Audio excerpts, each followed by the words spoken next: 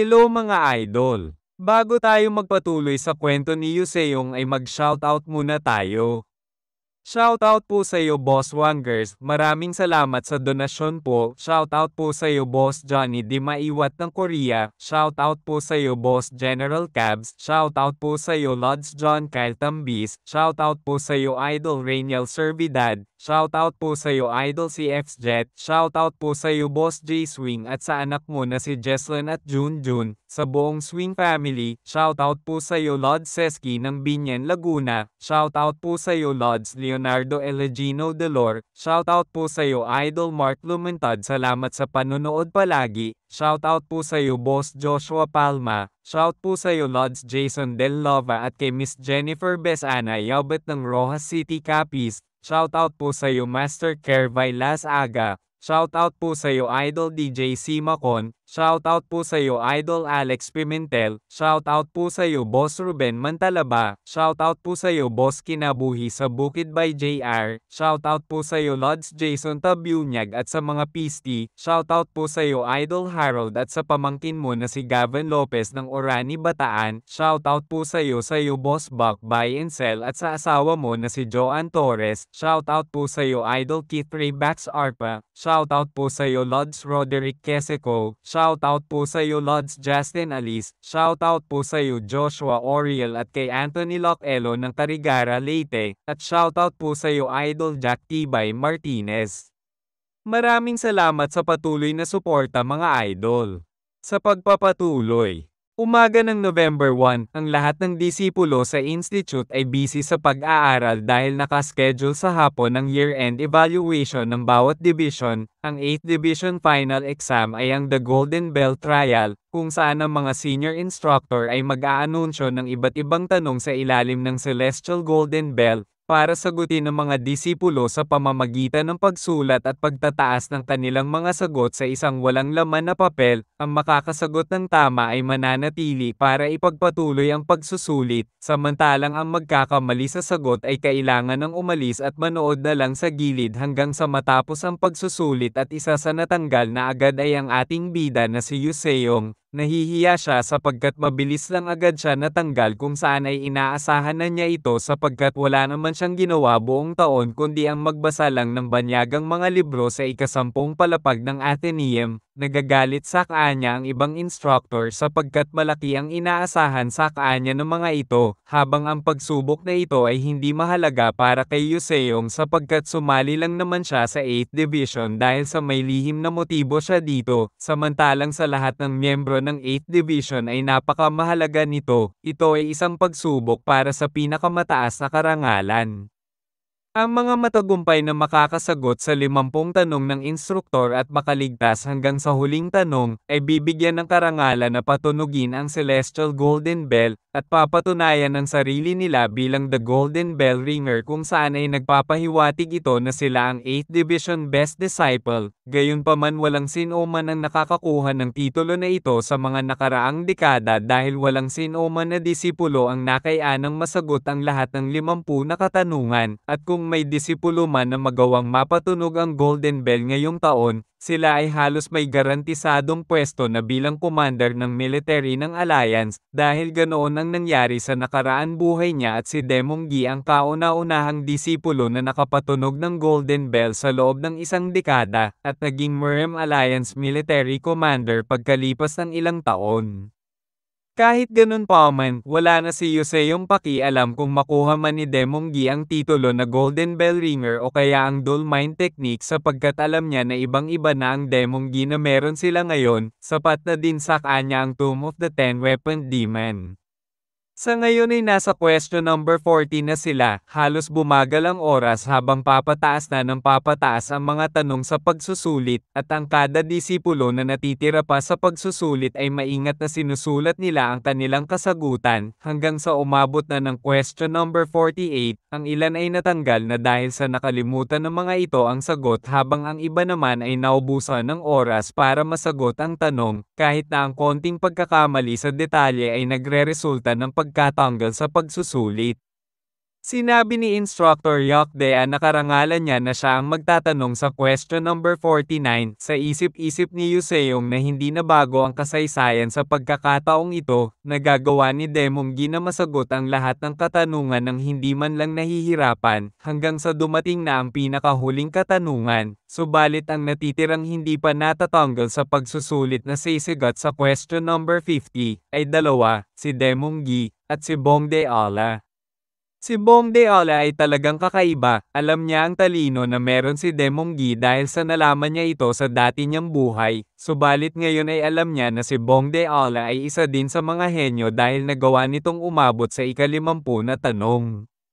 Makikita natin si Gandewo na naglalakad hanggang sa nagpakilala ito at sinabi nito na karangalan para sa kanya ang magtanong ng pinakahuling katanungan sa pagsusulit na ito. Makikita natin ang inis sa muka ng ating bida habang si Demonggi ay napapalunok na lang ng laway nito, samantalang si Bongdeala ay walang emosyon na nakatingin lang at inaantay ang tanong. Sa isip-isip ni Gandewo na may dalawang disipulo ang nakaabot sa huling tanong, ang unang disipulo ay ang taong kasama palagi ni Yuseong na nagbabasa ng libro sa 10th floor, habang ang isa naman ay ang kasama ni Yuseong sa silid at isa din ito sa mga miyembro ng 4 na pasaway, kaya ngayon ay hindi niya hahayaan na ang manalo ay ang barbarian na taga Southern Outland, at ngayon ay disipulo na ng Chancellor. Kaya inumpisahan na niya ang tanong at tinanong nito na humigit kumulang 10 taon na ang nakalilipas, may banta ng masasamang puwersa na galing sa South para sa kapayapaan ng Junguan, ang mga bayani ng Murem ay humakbang upang lipulin ang isang masamang palasyo sa South. Kaya ano ang pangalan ng palasyo na ito na matatagpuan sa Southern Outland? Sa isip-isip ni Yuseong na ang tanong ay patungkol sa kasaysayan, habang ang ibang disipulo ay alam nila ang sagot dito, hindi maintindihan ni Yuseong kung ano ang nangyayari sapagkat ang huling katanungan ay napakadali para sagutin ito.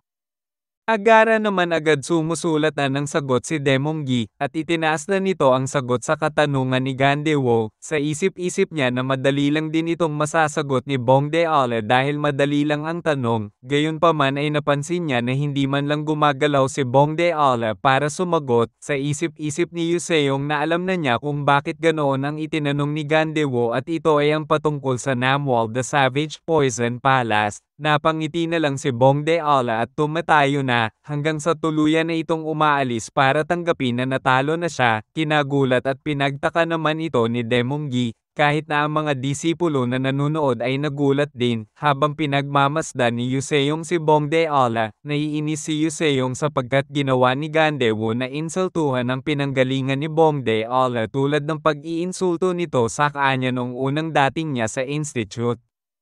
Tumayo na si Instructor Yokdea at kinuha nito ang atensyon ng lahat at sinabi nito na sa unang pagkakataon pagkalipas ng 10 taon, sa wakas ay may bagong golden bell ringer na sila at ito ay si Demonggi. Habang naglalakad si Bongdeala ay tinanong ni Yuseong ito kung okay lang ba ito, nakangiti naman na tinanong ni Bongdeala kung ano ang ibig sabihin ni Yuseong, natahimik na lang si Yuseong sa sagot nito, hanggang sa sinabi nito na wag na lang pansinin ang tanong niya, pahabol pa nito na walang kwenta naman ang bell na iyon. Sinang-ayon na naman ito ni Bongdeala at sinabi pa nito na mabaho ang bell na iyon amoy tae. Ayon naman kay Yuseong na hindi nababagay ang bell na iyon sa isang grandmaster na tulad ni Bongdeala, napatigil si Bongdeala nang marinig ito, hanggang sa tumawa ito at sinang-ayonan si Yuseong sapagkat isa nga pala siyang grandmaster. Tulad ng nangyari sa dati niyang buhay, si Demonggi ay naging golden bell ringer. Sigurado siya na itong araw na ito ang pinakamagandang araw ni Demonggi sa buong buhay niya dahil magkakaroon pa ito ng karagdagan na lakas sa pamamagitan ng pagmaster ng Dolmine Technique ngayong gabi. Sa totoo lang ay medyo nag-aatubili pa siyang sakuan ng Dolmine Technique, subalit si Demonggi ngayon ay kaibigan na niya, kaya hindi niya dapat agawin ang mapaghimalang phenomenon sa isang kaibigan. Siguro ngayon ay kinakaharap na ni Demonggi ang panloob na sarili nito, baka natapos na nito ma-master ang secret manual ng Dolmine Technique. Sa kabilang banda ay makikita natin na direktang tinamaan si Demonggi ng suntok sa muka, at sa sobrang lakas ng suntok ay tumalsik ito. Ayon sa leader ng mga bully na kung nag-enjoy ba daw si Demonggi ngayong araw, kung proud ba daw si Demong Gi na maging bagong bell ringer. Habang pinapatunog ang mga kamao ay sinabi ng isang bully na alam nila na si Yu Seong ay umalis ngayong araw kaya walang magtatanggol dito. Pahabol pa nito na kung alam ba daw ni Demong Gi na kung gaano siya naiinis dito sa loob ng isang taon at gustong gusto na niya ito bugbogen. Habang dinuduraan si Demong Gi ay sinabi pa ng isang bully na kung sinong probinsyano ba daw si Demong Gi na nagawang magpapansin sa division na ito. Ang lahat ng instructors ay umalis na din pagkatapos ng pagsusulit, kaya walang sino man ang darating para tulungan ito ngayon hanggang sa nag-umpisa ng umatake ang tatlo at patuloy na umaatake ng walang tigil. Subalit makikita natin na sila lang pala ang nagsusuntukan, na pinagtataka naman ni Demong Gi kung ano ang nangyayari.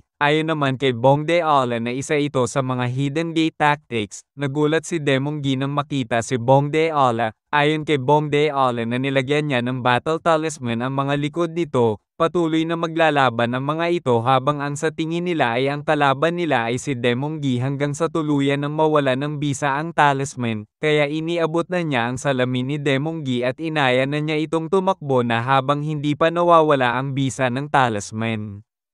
Tuluyan ng nakatakas si Demong Gi at Bong Deola, nagpasalamat din ito sa pagtulong sa kanya. Habang naglalakad ay sinabi ni Demong Gi na may ipapakita siyang bagong libro na nahanap niya. Ito ay kaaki-akit na libro, bagaman hindi niya palubusan na nabibigyang kahulugan ang ibang bahagi ng libro, hanggang sa pinakita na niya ang Dolmine Secret Manual kay Bong Deola, at nagpatuloy ang dalawa na mag-usap patungkol sa libro, at sabay na nilang pag-aaralan ito ng magkasama.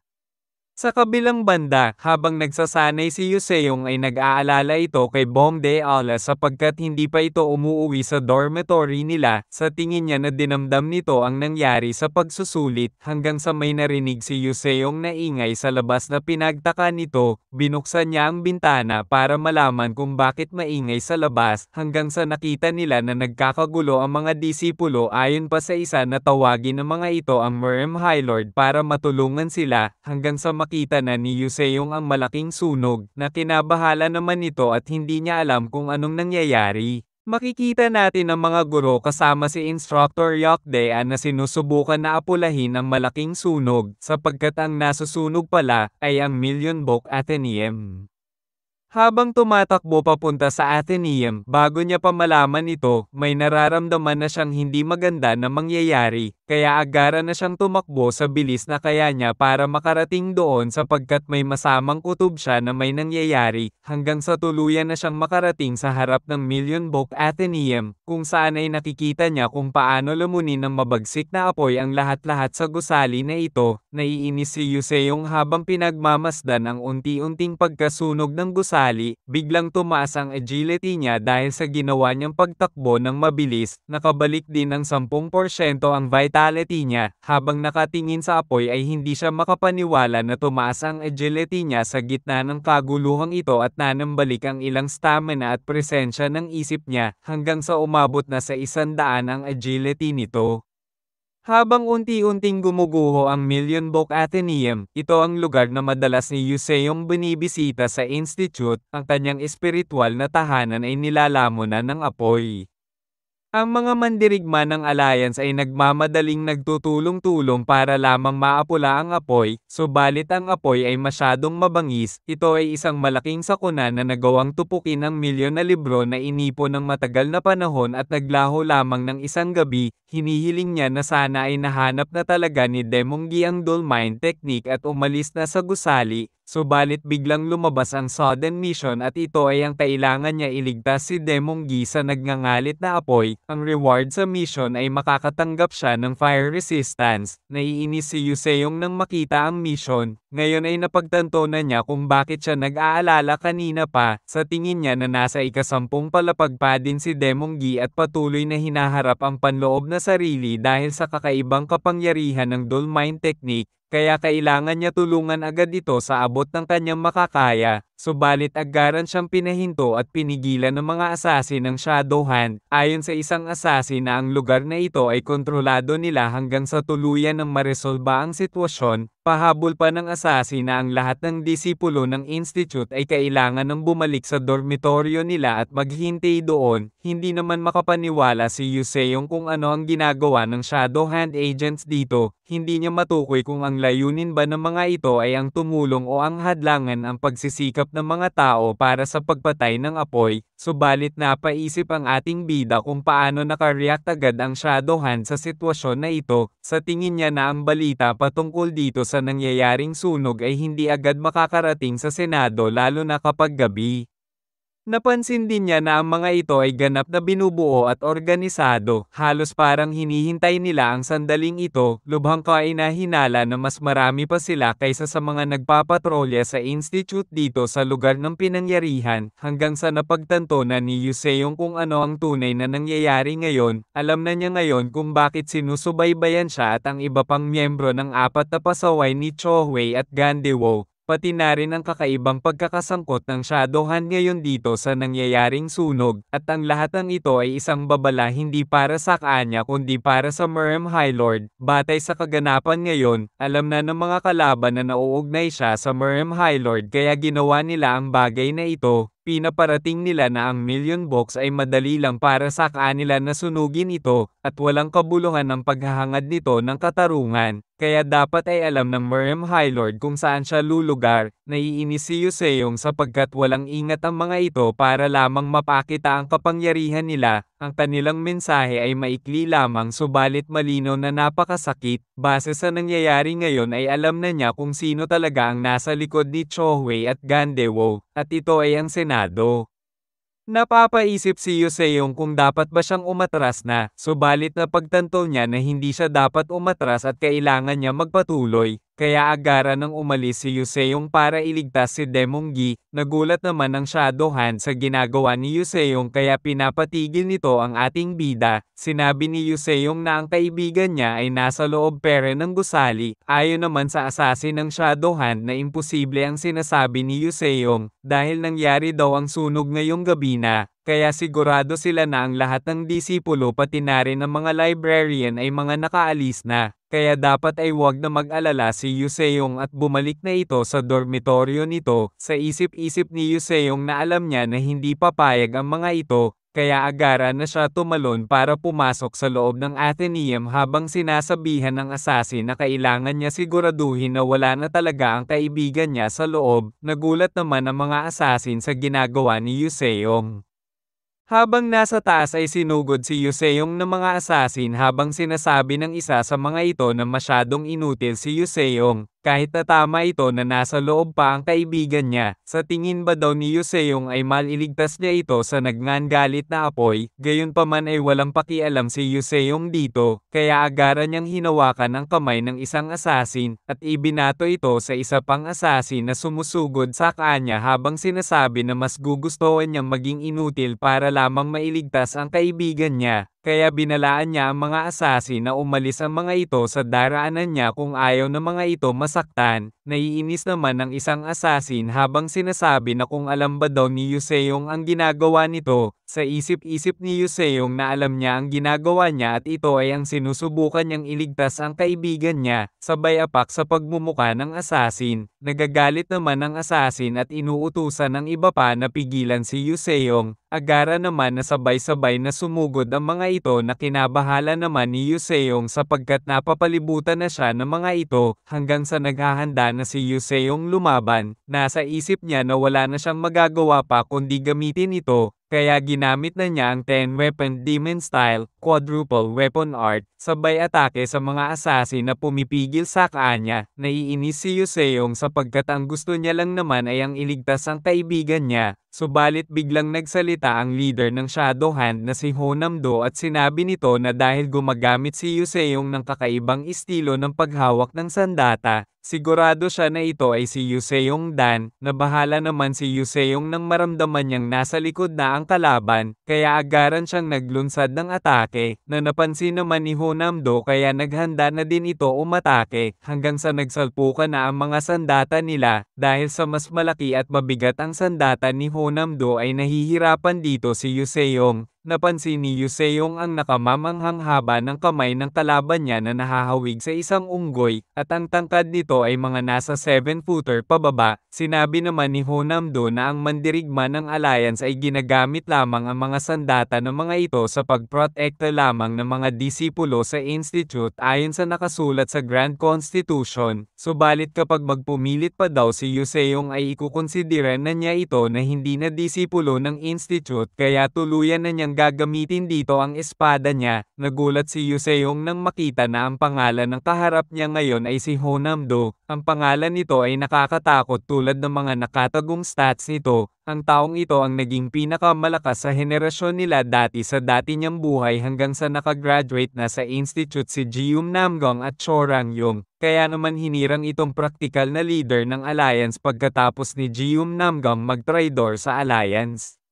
Subalit lahat ng laban na hinahawakan ni Honamdo noon ay natatalo. Ang residual troops na kinabibilangan niya noon ay halos maubos na dahil sa walang ingat na desisyon ni Honamdo. Sa kabila ng matinding lakas na meron ito, wala naman ito pakialam kung anong mangyayari sa mga kakampi nito sa digmaan. Sa totoo lang ay wala siyang gusto pang gawin kundi ang bugbugin ang taong ito dahil sa pagkawala ng mga mahahalagang tao sa buhay niya noon sa residual troops. Subalit hindi ito ang tamang oras para gawin niya ito, sa kadahilanan na mahirap itong kalabanin at sa ngayon ay wala na siyang oras at kailangan na niyang magmadali, kaya nagpatuloy na si Yuseong pumunta sa loob ng Athenaeum, na napansin naman ni Honamdo ito, kaya agaran na itong naglunsad ng atake, na kinabahala naman ni Yuseong sapagkat tataman na sa kanya ang malaking espada nito na may posibilidad na mahati ang katawan niya. Subalit biglang dumating si Giho at hinarang ang atake ni Honamdo gamit ang kalasag nito. Masaya si Yuseong nang makita si Giho. Ayon naman kay Giho na hindi siya nag-aral ng teknik na ito para lamang maging personal na bodyguard ni Yuseong. Paanong 2 beses na niya agad nagawa ang pagharang ng atake para kay Yuseong. Sinabi naman ni Yuseong na palagi talaga niyang maasahan si Giho. Kaya nagpasalamat siya dito at iniiwan na niya kay Giho ang pakikipaglaban kay Honamdo at nagpatuloy na sa pagpasok sa Athenaeum.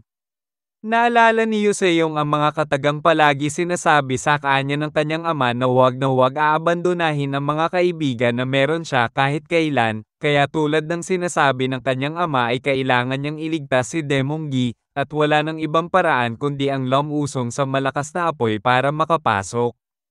Tuluyan ang nakapasok sa loob ang ating bida, at habang sinusubukan na hanapin si Demonggi ay nagulat siya sa nakikita niyang bumabagsak galing sa taas, sapagkat nakikita niya ang isang tao na nahuhulog. Makikita natin si Bongde Ala habang nakabalot ng malaking tela na nag-aapoy, hindi makapaniwala si Yuseong sapagkat ang tao na nahuhulog pala ay si Bongde Ala, kaya mabilis siyang kumilos at sinalo ito para mailigtas.